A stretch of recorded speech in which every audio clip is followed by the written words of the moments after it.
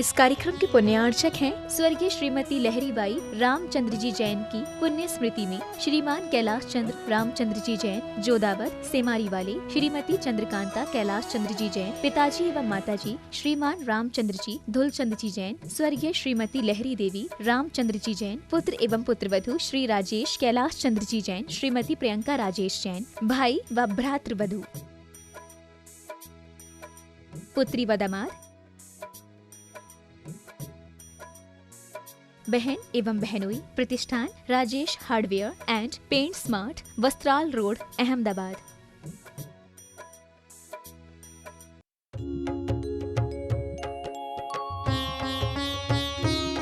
शंकर समाधान। बोलिए देवाधिदेव 1008 श्री पार्श्वनाथ भगवान की जय जय जय। बोलिए सबन संस्कृत विनायक प्रातः स्मरणीय संत शिरोमणि परम पूज्य 108 आचार्य गुरु और विद्यासागर जी महामुनिराज की जय जय जय। बोलिए गुणायतन प्रणेता शंका समाधान प्रवर्तक भावना योग प्रवर्तक पखर वक्ता परम पूज्य 108 ऋषि प्रमाण सागर जी मुनिराज की जय जय जय। परम पूज्य 108 ऋषि अरह सागर जी मुनिराज की जय जय जय। प्रिय बंधुओं, जैसा कि आप सबको विदित ही है कि पूज्यदेव का मंगलमय प्रवास शाश्वत श्री 6 श्री सम्मेत शिखर जी स्थित गुणायतन में चल रहा है और आज के शंका समाधान कार्यक्रम इसी गुणायतन परिसर में आयोजित है। आज के शंका समाधान कार्यक्रम से जुड़े यहाँ सभी श्रद्धालुओं का जो यहाँ उपस्थित हैं और जो घर बैठे पारस चैनल, जिनवाणी चैनल, प्रमाणिक ऐप के माध्यम से देख सुन आनंद दे रहे हैं, उन सबों का मैं गुणायतन एवं श्री सेवायतन परिवार की ओर से हार्दिक हार्दिक अभिनंदन करता हूँ। मैं आपको लिए चलूँ शंका समाधान की ओर। इसके पूर्व हम लोग सभी मिलकर पूज्यदेव के चरण कमलों में त्रिवार नमो संयोजित करते हुए उनके मंगल में आशीर्वाद से अपने को अभिषेक कर कृतार्थ करेंगे। तो हाथ जोड़िए, मस्तक झुकाइए और बोलिए मेरे साथ, नमोस्तु गुरुदेव, नमोस्तु गुरुदेव, नमोस्तु गुरुदेव। ऑनलाइन चलो पूज्यदेव, अब मैं कुछ ऑनलाइन जिज्ञासाओं के साथ पहले मैं उपस्थित जो यहाँ पर हैं उनको बुलाना चाहता हूँ। श्री राजकुमार जी काला हजारीबाग और उसके बाद तैयार रहेंगे गुणायतन के शिरोमणि संरक्षक परिवार के प्रत्युष जैन का नौज। गुरुदेव के चरणों में सतत बंदन सतत नमन। गुरुदेव, आज की शंका मेरी ये है, प्रातःकालीन उद्बोधन में आपने अपेक्षा पर विशेष चर्चा की थी। आज चारों तरफ पूरे संसार में जिधर भी देखते हैं लोग दुखी नजर आते हैं। उसका मूल कारण अपेक्षा। अपेक्षा अगर न हो तो उपेक्षा नहीं होगी। गुरुदेव, मूल कारण अपेक्षा है, तो इस पर कैसे विजय पाऊं? आज प्रातःकाल मैंने अपने व्याख्यान में सविस्तार चर्चा की, इसलिए अब इसे दोहराना मुझे उचित नहीं लगता। मैं इतना कहूँगा कि अपेक्षा मुक्त भले न हो पर अति अपेक्षा न हो। जो आज सुबह मैंने कहा, कोई मेरी उपेक्षा न करे ये सुनिश्चित नहीं किया जा सकता, पर मैं अपने आप को उपेक्षित महसूस न करूं ये सहज हो सकता है। जीवन को सुखी बनाए रखने का यही मंत्र है। नमस्ते। श्री प्रत्युष जैन कन्नौज और स्वागत तैयार रहे गुणायतन ट्रस्टी श्री नेमीचंद जी जैन फरीदाबाद। नमोस्तु नमोस्तु नमोस्तु गुरुदेव। गुरुदेव, मेरा प्रश्न है कि शाद्वाद का क्या अर्थ है और क्या शाद्वाद और अनेकांतवाद एक ही चीज है? देखिए, शाद्वाद क्या है? शाद्वाद दो शब्दों के मेल से मिला है, शाद और वाद। शाद यानी कथनचित, किसी दृष्टि से, किसी अपेक्षा विशेष से। वाद यानी कथन करना। अनेकांतात्मक वस्तु है, अर्थात प्रत्येक वस्तु परस्पर विरोधी अनंत धर्म युगलों का पिंड है। उस परस्पर विरोधी अनंत धर्मों से युक्त वस्तुओं के लिए सत्य सापेक्ष कथन करने की जो पद्धति है उसका नाम ही शाद्वाद है। इस अर्थ में देखा जाए तो अनेकांतवाद और शाद्वाद दोनों एक अर्थी हैं। चलिए, श्री नेमीचंद जी जैन फरीदाबाद गुणायतन ट्रस्टी, उसके बाद तैयार रहेंगे श्री अभिनव जैन शिखर जी। मुनिद्वा के चरणों में मेरा सादर नमोस्तु। महाराज जी, मेरा प्रश्न है कि अवधि ज्ञान से जो जाना जाता है उसके अनंतमय भाग तक मन पर्याय ज्ञान जान लेता है।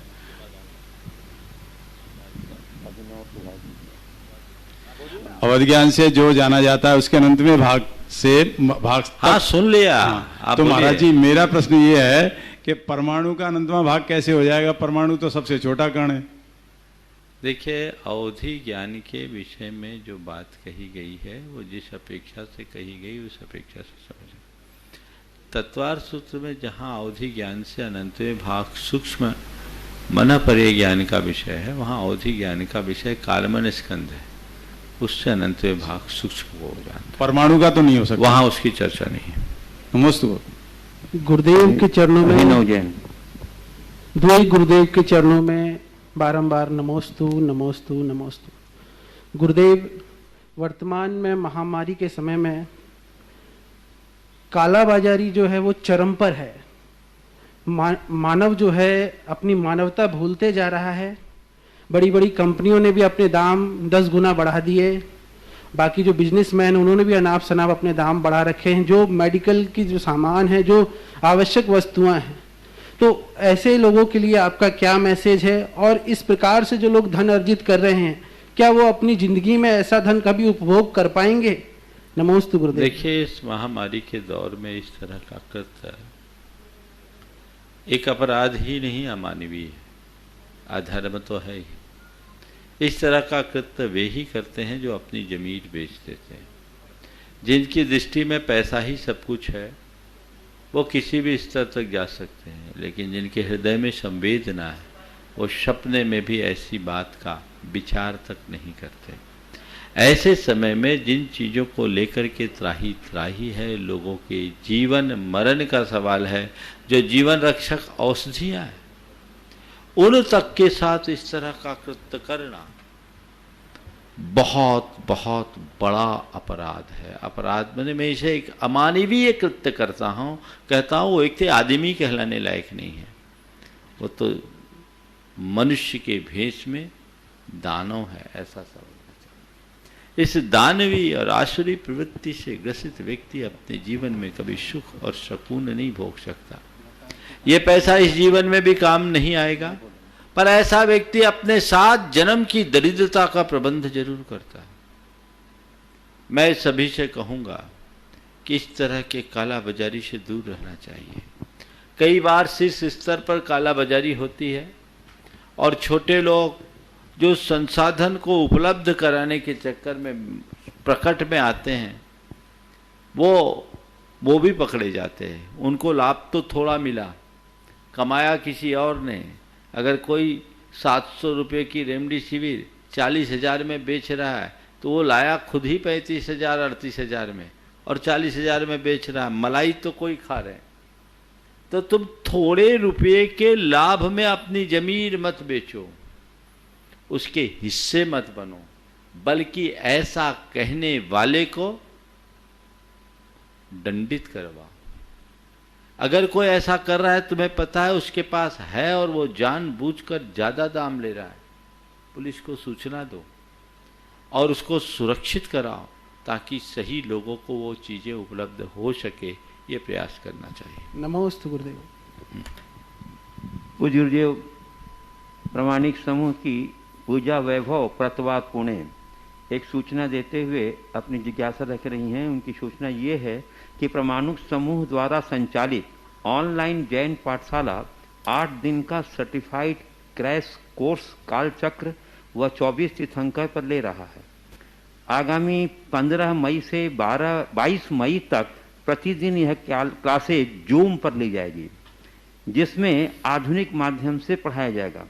यह क्लासेज 8 से 14 साल के बच्चों के लिए है। क्लासेज में सम्मिलित होने के लिए वेबसाइट पर रजिस्टर करें। गुरुदेव, इसके लिए उन्होंने आशीर्वाद मांगा है और साथ ही प्रश्न रखा है कि लौकिक शिक्षा के साथ साथ धार्मिक शिक्षा का बच्चों के जीवन में क्या महत्व है और ये संस्कार विद्यार्थी अवस्था में क्या मायने रखते हैं। देखिए, सबसे पहले तो मैं पूरे प्रामाणिक समूह को आशीर्वाद देता हूं कि वो बहुत सक्रियता से काम कर रहे हैं। प्रामाणिक समूह की जो ऑनलाइन पाठशाला है वो बहुत ही ज़्यादा लोकप्रिय हुई है और देश विदेश में हजारों की संख्या में लोगों ने उससे लाभ लिया। अभी जो कालचक्र और 24 तीर्थंकर के संदर्भ में एक क्रैश कोर्स का कार्यक्रम किया है, ये निश्चित ही बहुत ही अनुकरणीय कार्य है और मैं पूरे देश भर के लोगों को, जितने लोग इस कार्यक्रम को देख और सुन रहे हैं, उन सबसे मैं कहूँगा अपने बच्चों को जैन धर्म और जैन परंपरा से परिचित कराने के लिए आप जरूर इसमें भागीदार बने और अपने बच्चों का नाम वेबसाइट के माध्यम से रजिस्टर करें, क्योंकि ये एक ऐसा माध्यम है जिससे हम जन जन तक जैन धर्म को पहुंचाने में समर्थ हो सकते हैं, अपने आने वाली पीढ़ी के लिए ये ज्ञान दे सकते हैं। आपने पूछा लौकिक पढ़ाई के साथ साथ धार्मिक शिक्षा का जीवन में क्या स्थान है और विद्यार्थी जीवन में यदि ऐसा हो तो उसका क्या प्रभाव, क्या मायने रखता है, क्या मायने रखता है। देखिए, लौकिक शिक्षा का अपना महत्व है और धार्मिक शिक्षा का अपना महत्व है। लौकिक शिक्षा से हमें केवल जानकारी मिलती है और धार्मिक शिक्षा से हमें ज्ञान और संस्कार मिलता है। जब तक हम अपने धर्म, अपनी परंपरा, अपनी रीतियों और के बारे में नहीं जानेंगे, अपना जीवन आगे कैसे बढ़ाएंगे। ये बातें हमें स्कूल में नहीं मिल सकती, किसी कॉलेज में नहीं मिल सकती, ये तो हमें घर से ही मिल सकती या धार्मिक शिक्षाएं जहाँ मिल रही है वहीं मिल सकती। तो अपने धार्मिक संस्कारों को और सामाजिक सरोकारों को सुदृढ़ बनाए रखने के लिए हमें चाहिए कि हम लौकिक शिक्षा के साथ साथ धार्मिक शिक्षा भी दें। अन्यथा आने वाले समय में हमें अपने बच्चों को नमोकार सिखाना भी मुश्किल होगा। मैं एक घटना आपको बताता हूँ। सन 1995 में हमारा भोपाल चातुर्मास था। भोपाल में धूप दशमी के दिन लोग पूरे शहर के मंदिरों की वंदना करते हैं। भोपाल में जैन समाज की संख्या भी बहुत ज़्यादा है, हजारों की तादाद में लोग हैं। तो सुबह से लोगों का आना जाना था। एक परिचित परिवार आया, वो भी दर्शन कर रहे थे। उनके साथ एक 17-18 साल का युवक था। वो आकर के देख रहा है मानो कोई अजूबा देख रहा है, जेब में हाथ डाले हैं और मुझे देख रहा है, कुछ अजूबा जैसा देख रहा है। मैंने देखा, उसके पिताजी परिचित थे। पिताजी ने कहा, बेटे महाराज जी को प्रणाम करो। वो कुछ बोले नहीं। महाराज जी को प्रणाम करो, अपने महाराज जी इनको प्रणाम करो। तीसरी बार बोला, बेटा अपने महाराज जी को प्रणाम करो, तो बड़ी मुश्किल से अपनी जेब से हाथ निकाला और कहा प्रणाम। वो एक सज्जन किसी बड़े संस्थान के जीएम थे। मैंने उनका नाम लेकर पूछा, क्या कर रहे हो? उस व्यक्ति ने तत्क्षण अपने दोनों कान पकड़े और कहा, महाराज दोष इसका नहीं, अपराध मेरा है। महाराज जब ये इसकी प्रारंभिक शिक्षा थी तो मैं ऐसी जगह में रहा जहां न मंदिर रहे न मुनिराज, गवर्नमेंट जॉब थी, और इसे मैंने 6th क्लास से बाहर हॉस्टल में भेज दिया। ये कभी आया ही नहीं। अभी पिछले 4 सालों से भोपाल में मैं हूँ, पर ये बच्चा पहली बार दिगंबर मुनिराज को देखा है। महाराज मैंने इसकी पढ़ाई का तो खूब ख्याल रखा, लेकिन इसके धार्मिक बातों का ख्याल नहीं रखा। बस इसे नमोकार मंत्र ही आता और कुछ नहीं आता। अब मुझे लगता है कि बच्चों को और बातों के साथ साथ ये बातें भी सिखाना कितना जरूरी है, ये बहुत सोचने की है। एक का बच्चा बाहर से पढ़कर आया, उसके घर मुनिराज के आहार हो रहे थे। जब मुनिराज के आहार हुए, किसी ने पूछा, भैया आहार तुम्हारे यहाँ हुआ? हाँ हमारे यहाँ हुए, आज तो बहुत बढ़िया खड़े होके ले रहे हैं। अब उस बच्चे को क्या कहें? उसने कभी देखा नहीं, जाना नहीं, सीखा नहीं, तो क्या बोलेगा? तो मैं आप सबसे ये कहता हूं कि आप चाहते हो कि आपके बच्चों में जैन धर्म के संस्कार बने रहे, आने वाले दिनों में नमोकार जपते रहे और तुम्हारे मरते समय तुम्हें नमोकार सुना सके, तो तुम्हें चाहिए कि उसमें समय रहते सही संस्कार डालो। आज के डाले गए संस्कार कल वट वृक्ष बनेंगे। धर्म की परंपरा को आगे तभी बढ़ाया जा सकेगा जब हम ऐसे संस्कारों के प्रति विशेष ध्यान देंगे। आज और बातों पर तो लोग खूब ध्यान दे लेते हैं, पर ऐसे संस्कारों की प्रायः उपेक्षा होती है। ये बात ठीक नहीं है।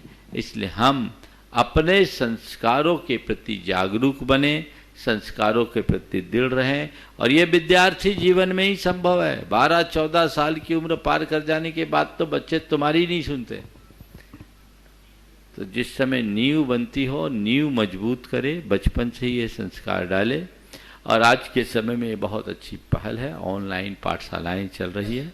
अब तो कहीं झंझट भी नहीं स्कूल भेजे, मंदिर भेजने की या और चीज़ में, घर बैठ कर के भी बच्चे बहुत अच्छा लाभ ले सकते हैं। और घर से जब उनको अच्छी प्रेरणा मिलेगी तभी वो मंदिर आदि जा कर के कुछ अच्छा कर सकेंगे। इसलिए मेरा सभी से कहना है, इस पर विशेष ध्यान दें।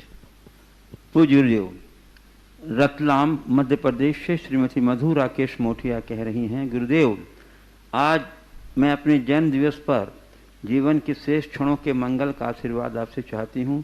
मेरी जिज्ञासा है कि ढलते हुए सूरज को देखकर हर कोई अपने अपने घरों की लाइट को ऑन कर देते हैं, परंतु वे ही लोग ढलते हुए उम्र को देखकर भक्ति रूप अपने अंदर की लाइट को क्यों नहीं ऑन करते? बहुत अच्छा सवाल है। ढलते हुए सूरज को देख करके घर में उजाले का प्रबंध कर लेते हैं, लेकिन ढलते हुए जीवन को देखकर मन में उजाले की कोशिश करते हैं। बात सोचने की है। मुझे ऐसा लगता है कि ढलता हुआ दिन दिखता है और हमें ये लगता है कि अब अंधेरा होगा, इसलिए हम उजाले का प्रबंध कर लेते हैं। लेकिन ढलता हुआ जीवन दिखते हुए भी हमारा अंतर मन अंदर से स्वीकार नहीं करता, कहता अभी तो वक्त है, अभी तो वक्त है, अभी तो वक्त है। और यही सोच हमें अलसाए रखती है, हमें हमारे मार्ग में उत्साहित नहीं होने देती, हमें अपने संकल्पों में आगे नहीं बढ़ने देती। इस सोच को बदलने की जरूरत है। जब तक हम ऐसी सोच बनाए रखेंगे, ऐसे ही अटके रहेंगे, जब हमारी सोच बदलेगी तभी हमारे जीवन का काया पलट होगा। इसलिए अपनी सोच को बदलिए और उसी अनुरूप जीवन को बदलने की कोशिश कीजिए। देखते देखते सूरज ढलता है और अंधेरा छाता है, देखते देखते तुम्हारे जीवन की कहानी खत्म होगी, घोर अंधकार आएगा। तो अंधेरा तो होना ही है, दिया जला के रखो, दिया जला के रखो, प्रकाश को साथ रखो, ताकि अंधेरे से जूझने की नौबत ना आए। और यदि तुमने ऐसा प्रबंध नहीं किया तो घोर अंधकार है, और ऐसा ही जन्म जन्मांतरों से करते आए हो, कहीं इस भाव में भी ऐसा ही ना हो जाए। पूज्य गुरुदेव, गया बिहार से गुणायतन ट्रस्टी एवं गुणायतन कोषाध्यक्ष श्री देवेंद्र जी अजमेरा साकेत कह रहे हैं, गुरुदेव हमारे मंदिर में वर्ष 2019 में वर्षा पानी संग्रहण हेतु नीचे तल पर टांका एवं ऊपर तल पर टंकी का निर्माण किया गया है और उसमें विधिवत वर्षा जल संग्रहित भी किया गया है। इस वर्ष हमारे मंदिर का कुआं सूख गया है, तो इस संग्रहित वर्षा का जल जो पूर्ण रूप से निर्मल है, भगवान के अभिषेक पूजा आदि एवं व्रतियों के लिए भोजन आदि हेतु कार्य में लिया जाना चाहिए या नहीं? कुछ लोग इसमें आपत्ति कर रहे हैं, कृपया समाधान। देखिए, वर्षा के जल को अमृत कहा है कल्याणकारी, वर्षांबु जलम अमृतम। इसे हमारे शास्त्रों में प्राशुक जल कहा है। यदि आसमान से गिरने वाले जल को आपने पूरी तरह संरक्षित किया है और उसमें मिट्टी हवा का योग नहीं होने दिया, तो उसमें 50 वर्ष तक भी जीव उत्पन्न नहीं होते, वो तो डिस्टिल वाटर है। जयपुर में सुशील जी जितनी भी औषधियां बनाते हैं बरसात के जल से ही बनाते हैं, और उनके यहाँ कई कई सालों से भरे हुए जल रखे रहते हैं। अगर जल शुद्ध है तो फिर सोचने की बात ही नहीं, और जल में अशुद्धि होगी तो विकृति आए बिना नहीं रहेगी, उसका गंध बदलेगा, उसकी गंध बदलेगी, उसका स्वाद बदलेगा, वो पीने के योग होगा। इसमें कोई कीड़े नहीं, किसी भी प्रकार की विकृति नहीं। इसलिए ऐसे जल का अगर कोई व्रती जन प्रयोग करते हैं कोई दोष नहीं, भगवान का अभिषेक होता है कोई दोष नहीं। आप राजस्थान में लाडनू सुजानगढ़ तरफ जाओ, वहां तो घर घर में ही है लाडनू सुजानगढ़, वो पूरा बेल्ट, क्योंकि पानी वहां है नहीं उपलब्ध सही, तो हर घर में टाका है, अमृत कुंड है और गहरा गहरा कुआं जैसा है। लोगों के कईयों के घर में तो 50-50 फुट गहरा है और वही पानी उनका रहता है, वो उस पानी का प्रयोग करते हैं और उससे सब काम होता है। इसलिए हमें उसी तरीके से देख करके चलना चाहिए, इसमें किसी भी प्रकार का दोष नहीं। पूज्य गुरुदेव, गुनाइटन ट्रस्टी श्री मुकेश कीर्ति मेट्रो दिल्ली से नमोस्तुपूर्वक कह रहे हैं, गुरुदेव आपके कृपापूर्ण आशीर्वाद एवं तत्परता से कोविड के संक्रमण से तेजी से सुधार की ओर अग्रसर हूँ।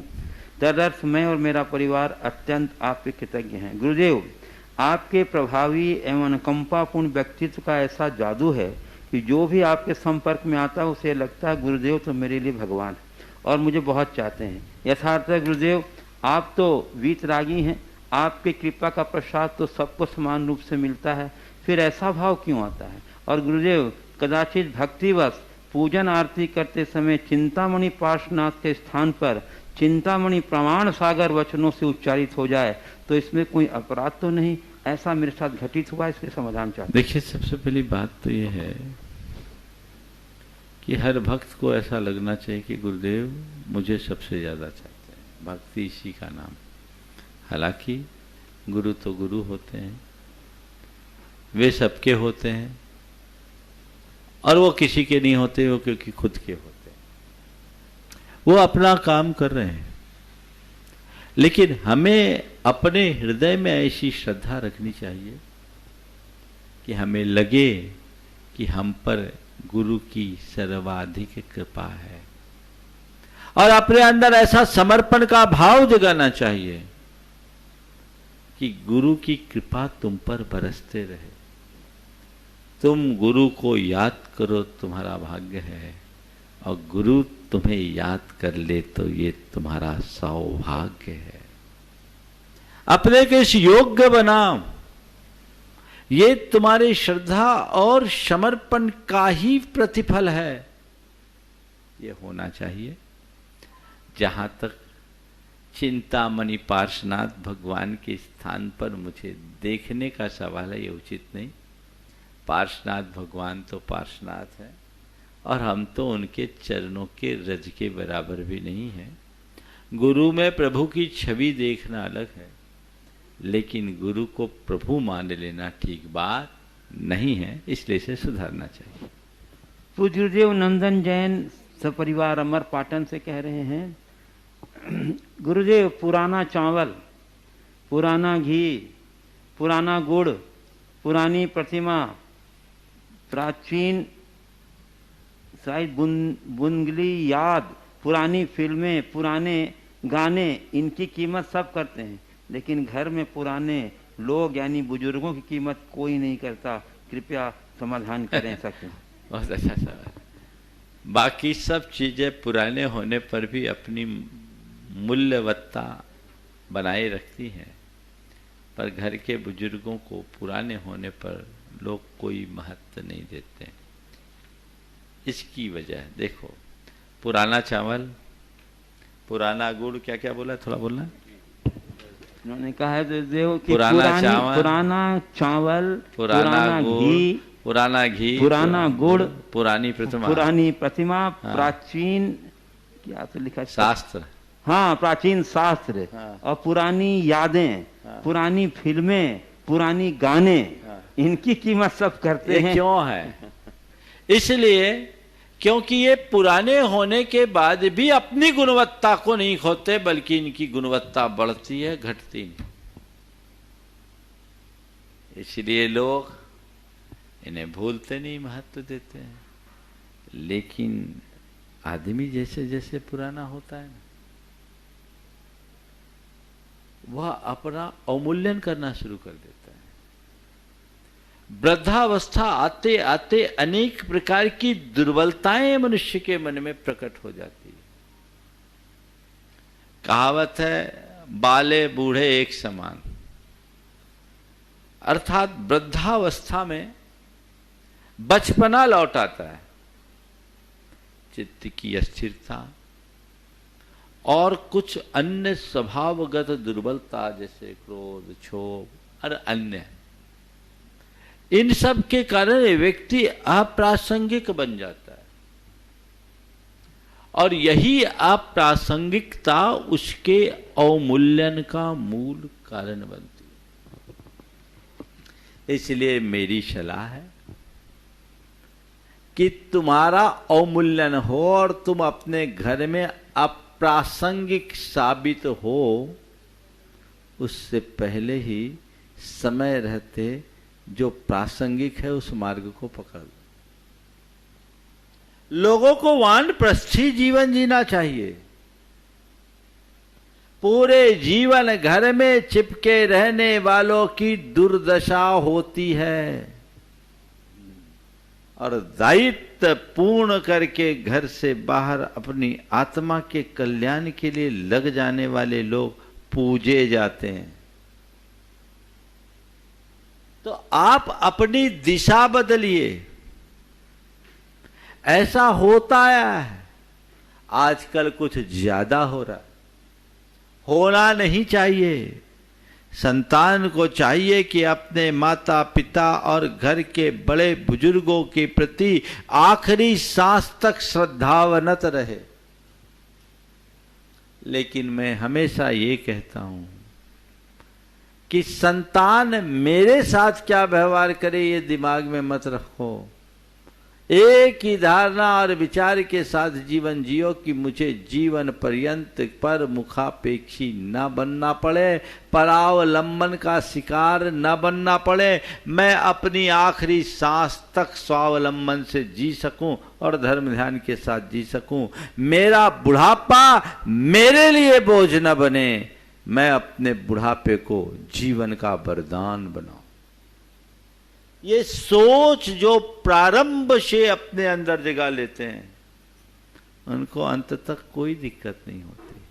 अब बाकी घर घर में अपनी दुर्गत कराए रहते हैं, सारी जिंदगी इसी तरीके से अपने आप को दुखी महसूस करते हुए जीना पड़ता है। इसलिए समय से पहले रास्ता पकड़ लीजिए। पूज्य गुरुदेव, मोहित काला मोरे मणिपुर से कह रहे हैं, गुरुदेव संसार के भीड़ को छोड़कर न सही वैराग्य, संसार के भीड़ में रहते हुए संस्कारित बने रहें और वैराग्य पाने की ललक बनी रहे, इसका क्या उपाय है? संसार को के भीड़ को छोड़कर वैराग्य भले न मिले पर संसार में रहते हुए भी संस्कारी बने रहें और वैराग्य पाने की ललक जगी रहे। इसके लिए क्या करें? बहुत अच्छी बात है। देखो, संसार की भीड़ को छोड़ने का नाम वैराग्य नहीं है, मन की भीड़ को हटाने का नाम वैराग्य है। वैराग्य का मतलब ये नहीं है कि तुम चोला बदल लो, वैराग्य का सच्चा अर्थ है कि तुम अपने जीवन की दिशा बदल लो। तुम्हारा मन बदलना चाहिए, अंतर की सोच बदलनी चाहिए, तभी सही वैराग्य है जो अंदर की विरक्ति का भाव है। चोला बदल लेना बहुत सरल है लेकिन मन को बदलना बहुत कठिन। जब तक मन नहीं बदले तब तक चोला बदलने का कोई अर्थ नहीं है। इसलिए बाहर की भीड़ से हट करके वैराग्य पकड़ने की बात को मैं बहुत सुसंगत नहीं मानता। मन की भीड़ को हटा देना ही वास्तविक वैराग्य मानता हूं।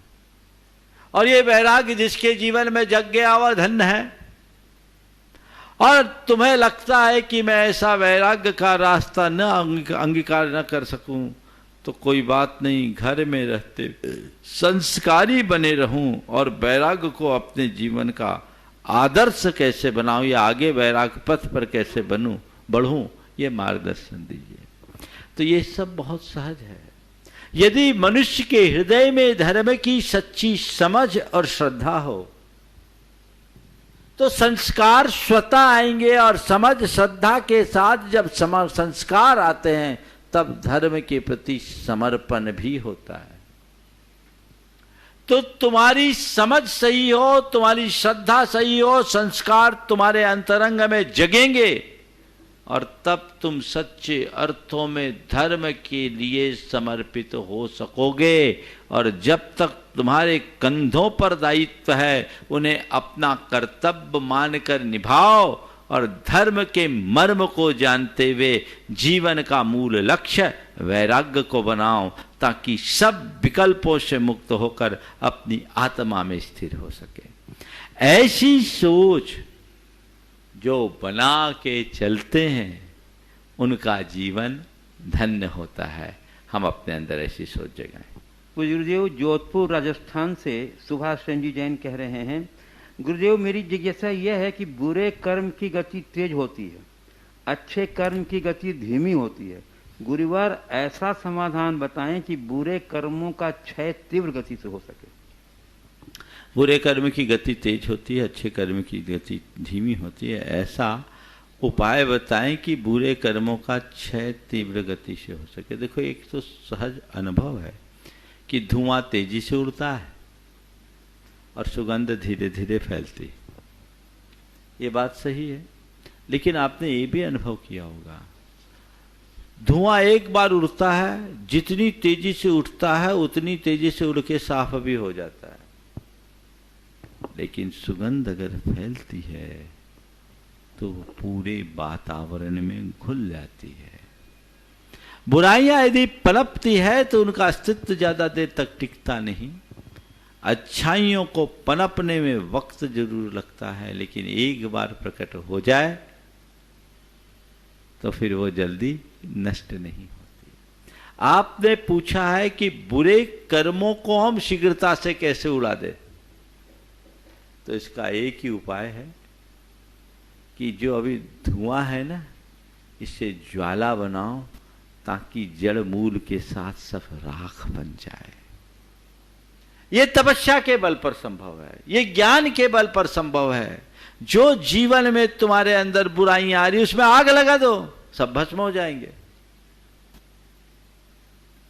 बुराई समाप्त हो जाएगी। बिना त्याग तपस्या के अपनी बुराइयों का अंत करना संभव नहीं है। तब सा किल विषम हंती, तब से ही पाप नष्ट हो सकता है। जैसे अग्नि ईंधन को जलाती है, वैसे तप कर्म को जलाते हैं। उसके लिए अपने आप को तपाने के लिए, अपने आप को खपाने के लिए तैयार होना होगा। ऐसा मत समझना कि अपने आप सब चले जाएंगे। जन्म जन्मांतरों से जड़ जमाए हुए कर्मों के खात्मे के लिए मनुष्य को पूरे जीवन अपने आप को खपाना पड़ता है, और इसका ही नाम साधना है। गुरुदेव, रीठी कटनी से कुमारी मयूरी जी कह रही हैं, महाराज जी खुद की जिम्मेदारियों का एहसास खुद को कैसे दिलाएं? खुद की जिम्मेदारियों का एहसास खुद को कैसे दिलाएं? मैं तो ये समझता हूँ, अगर जिम्मेदारी आप समझ लो तो एहसास दिलाने की जरूरत ही नहीं है। मेरी जो जिम्मेदारी है उसे मैं समझूं। मनुष्य के साथ सबसे बड़ी विडंबना यह है कि अपनी जिम्मेदारी को समझता ही नहीं, तो एहसास कैसे दिलाए?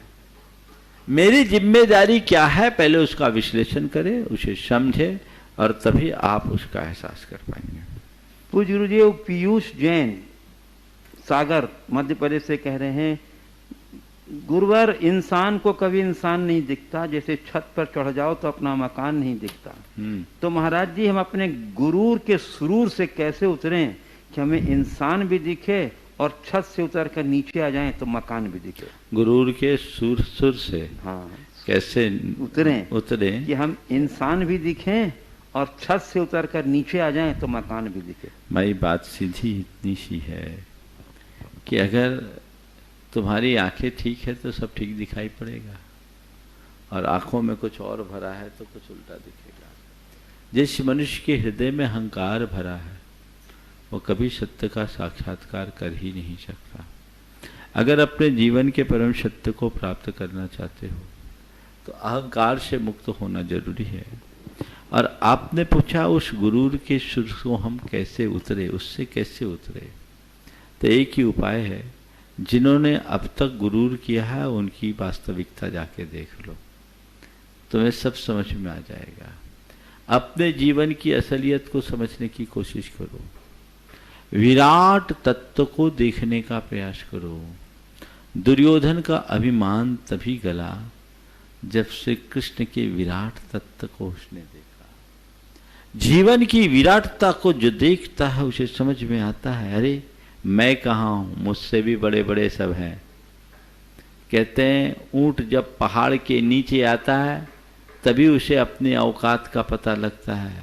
तुम अपने आप को कितना भी बड़ा मानो, ध्यान रखो दुनिया में तुम्हारे जैसे लोगों की औकात कुछ भी नहीं है। एक श्रेष्ठी था, उसके यहाँ कोई संत पहुंचे और संत के सामने वह अपनी संपत्तियों का बखान करने लगा। मेरा भारत में इतना है, अमुक देश में इतनी संपत्ति, यहाँ उतनी संपत्ति, उतनी संपत्ति, सब जगह का बखान करने लगा। संत उसकी बात को सुनकर के उकता गए थे। संयोग था उसके ऑफिस में एक ग्लोब रखा था। उस ग्लोब को सामने रखकर संत ने कहा, आपने बहुत जगह अपनी संपत्तियों का बखान किया, मैं ठीक से सुन नहीं पाया, आप इसमें बता सकेंगे कि आपकी यहाँ कहाँ कहाँ पर कितनी संपत्ति है? तो जहाँ जहाँ उसने संपत्ति की बात की, ग्लोब में तो एक एक छोटे छोटे बिंदु से भी दिखे ही नहीं। तब संत ने समझाया, किस संपत्ति का बखान कर रहे हो तुम, किसका अभिमान कर रहे हो? दुनिया में तुम्हारे जैसे और तुमसे ऊंचे भी बहुत भरे पड़े।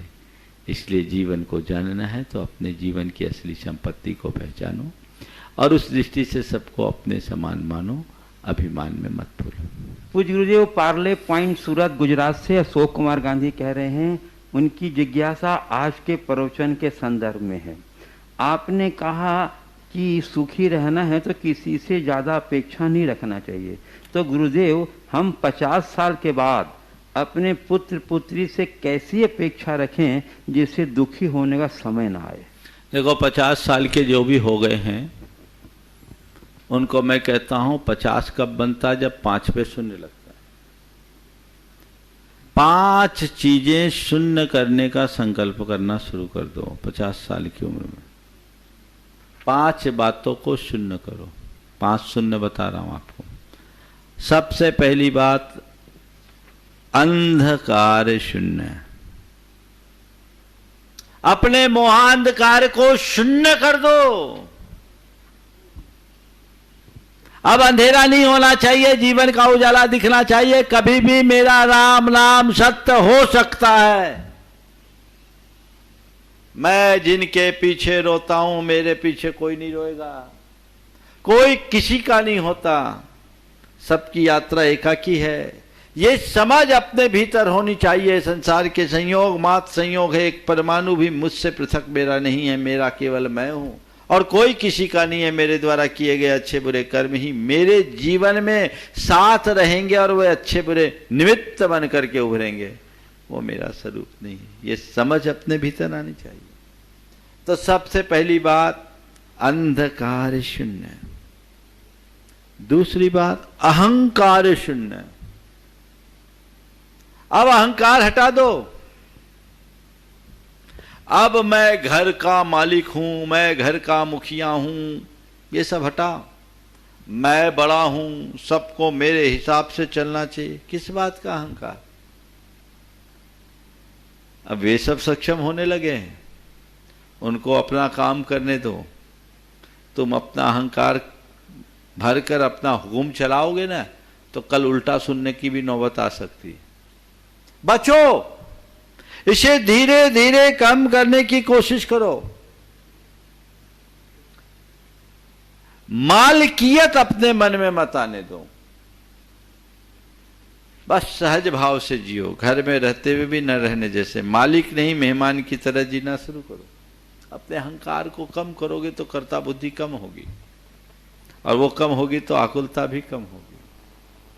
तीसरी बात, अंधकार शून्य, अहंकार शून्य, अंगीकार शून्य। अब मुझे अपने लिए कुछ भी अंगीकार नहीं करना। ये लक्ष्य रखो, 50 से शुरू करो, 60 तक क्लोज कर दो। जो मुझे करना था मैंने कर लिया। जिसने पहली पारी में अच्छे रन बना लिए उसे दूसरी पारी में बल्ला उठाने की जरूरत क्या है? किसके लिए अंगीकार करना? अब मुझे कोई अंगीकार नहीं, बाल बच्चे करे सो करे, किसी संपत्ति से मुझे अब कुछ मतलब नहीं, मेरे पास जितना है वो मेरे लिए पर्याप्त है। चौथी बात, अलंकार शून्य। अब ज्यादा तड़क भड़क नहीं। मैं उदयपुर में था, एक 80 वर्ष की महिला माताजी जीन्स और टॉप पहन के आई थी। जीन्स और टॉप, ठीक है, आपको जो पहनना पहनो, लेकिन अवस्था तो देखो। गुरुदेव कहते हैं 50-60 की उम्र पार होने के बाद सबको सफेद कपड़े पहनने चाहिए और सादा कर्म करना चाहिए, सादा जीवन जीना चाहिए, सादगी से रहिए, है ना। अब तुम 60, 70, 80 साल की उम्र में भी ब्यूटी पार्लर में फेशियल कराओगे तो फ्रेश कैसे रहोगे,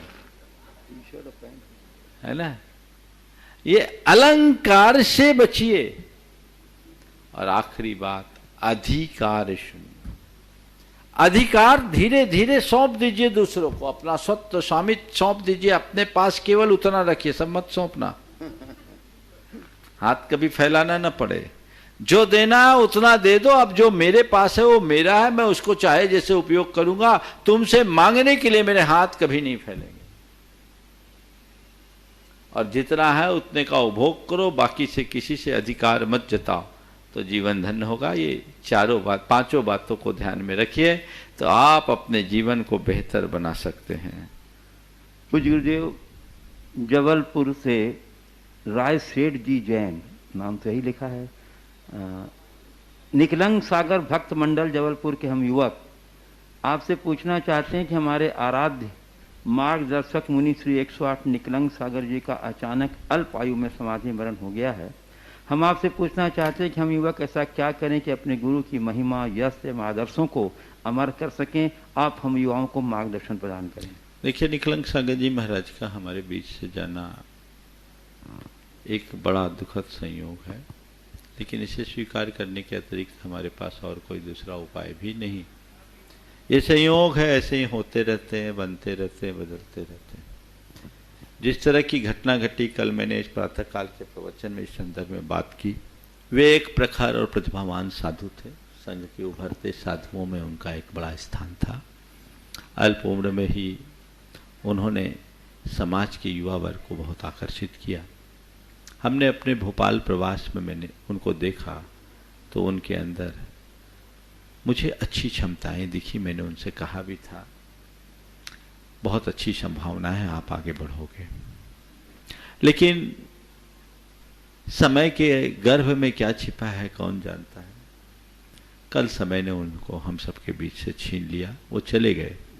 भक्त मंडल ने कहा है कि हम अपने गुरु के आदर्शों को अमर कैसे बना सके।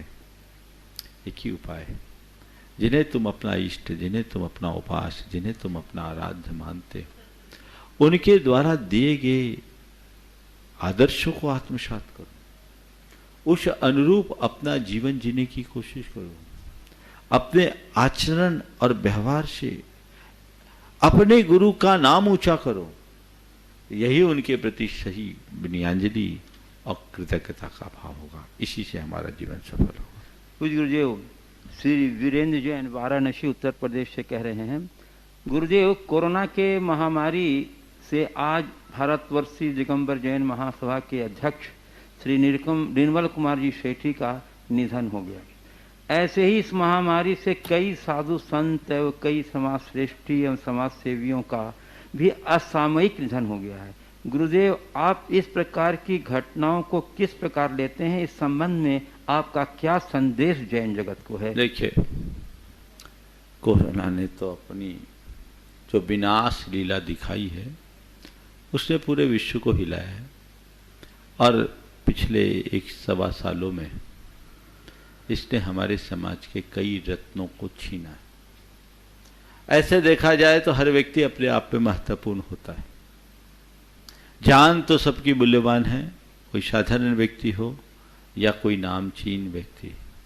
क्षति तो क्षति है और कोरोना ने लिया है। हम इसके आगे विवश हैं, लाचार हैं। ये महामारी है, हम उसके लिए केवल प्रार्थना कर सकते हैं, भावना कर सकते हैं कि ये महामारी शीघ्र दूर हो और पूरे विश्व में शांति हो। लेकिन जहाँ तक विशिष्ट लोगों के जाने की बात है, आना जाना तो लगा हुआ है, उसे रोक नहीं सकते। अब हम उसे क्या कहें? अच्छे लोग जाते हैं तो उससे समाज को बड़ा नुकसान होता है। पिछले वर्ष हमारे विद्वत जगत से रतनलाल जी बेनाडा गए। आज प्रदीप जी काशलीवाल भी पिछले साल गए। हमारे समाज को एक अच्छा नेतृत्व देने वाले व्यक्ति, जिन्होंने काफ़ी काम किया और पिछले 2 वर्षों से जैन जनगणना अभियान का दायित्व मैंने उनको दिया था, जिसे वो बखूबी कर रहे थे। काम काफ़ी आगे बढ़ा है। आज सूचना मिली जैसे निर्मल जी सेठी हम सबके बीच नहीं रहे। वे एक समाज के बड़े जुझारू, कर्मठ और समर्पित नेता थे। लंबे समय तक उन्होंने समाज को अपना नेतृत्व दिया है और निश्चित ऐसे लोगों के द्वारा किए गए कार्यों को जनता कभी भूल नहीं सकती। ये हमारे समाज के लिए एक बहुत बड़ी देन थी। आज वो चले गए, कोई रोक तो सकता नहीं। चले गए, लेकिन व्यक्ति 4 दिन जिए या 100 दिन जिए, अगर अच्छा काम करके जिए तो 4 दिन में भी अमर हो जाता है, और अच्छा काम न करे तो पूरा जीवन जिए, कोई मतलब नहीं होता। निर्मल जी गए, अब उनका स्थान कोई दूसरा तो नहीं ले सकता, लेकिन अब तक तो यही हुआ है, एक आए हैं दूसरे गए हैं, एक पुराना पत्ता झड़ा है तो नई कोपल खिली है। ये प्रकृति का नियम है, ये आना जाना लगा हुआ है। बस मैं इस संदर्भ में इतना ही कहूँगा कि उन्होंने हमारी समाज को जो देन दिया है वो अपने आप में बहुत अच्छी है, बहुत अनुपम है। समाज में स्वस्थ और अच्छे विचारों के लोगों की ज़रूरत है, जो हमें अच्छा नेतृत्व दे सके। आज हमारे समाज में एक रिक्तता है अच्छे नेतृत्व की, हमें उसे पूर्ण करने के लिए सतत प्रयत्नशील करना चाहिए, जो समग्र समाज को जोड़ करके रख सके। ऐसा प्रयास हो तो हम अपने जीवन को धन्य कर सकेंगे। मैं ऐसी घड़ी में निर्मल जी निश्चित वो तो सदगति के पात्र हुए ही होंगे, अपने मार्ग में लगे रहे और उनके परिवार में शांति और स्थिरता बनी रहे, ऐसी मैं मंगल कामना करता हूँ। दुख की घड़ी को ये सहे, पूरा देश ही इसे सह रहा है, इसे सहते हुए चल रहा है। और एक बात मैं दोहराते हुए जरूर कहूँगा कि ऐसी घड़ी में हमें अब बहुत सावधानी की ज़रूरत है। हमारी थोड़ी सी असावधानी हमें बहुत बड़ा नुकसान कराएगी। बहुत से साधु संत चले गए, अभी निकलंग सागर जी महाराज आज हमारे बीच नहीं रहे, और न जाने कितने, और आगे क्या होगा इसका भी कोई पता नहीं है। इसलिए ऐसी घड़ी में सतत सावधानी रखने में ही हम आपकी सुरक्षा है, समाज की सुरक्षा है, सबकी सार्थकता है। इसी भाव के साथ मैं अपनी बात को विराम दे रहा हूँ। अभी विमल जी आगे की बात सूचनाएं आपको देंगे। बोलिए परम पूज्य आचार्य गुरुवर श्री विद्यासागर जी महाराज। बोलिए परम श्री प्रमाण सागर जी महाराज की जय।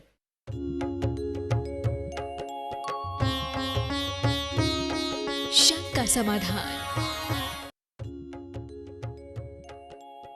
इस कार्यक्रम के पुण्यार्चक थे स्वर्गीय श्रीमती लहरीबाई रामचंद्र जी जैन की पुण्य स्मृति में श्रीमान कैलाश चंद्र रामचंद्र जी जैन जोदावत सेमारी वाले, श्रीमती चंद्रकांता कैलाश चंद्र जी जैन पिताजी एवं माताजी श्रीमान रामचंद्र जी धुलचंद जी जैन, स्वर्गीय श्रीमती लहरी देवी रामचंद्र जी जैन पुत्र एवं पुत्रवधु श्री राजेश कैलाश चंद्र जी जैन, श्रीमती प्रियंका राजेश जैन भाई व भ्रातृवधु, पुत्री व दामाद, बहन एवं बहनोई, प्रतिष्ठान Rajesh hardware and paint smart, Vastral road, Ahmedabad.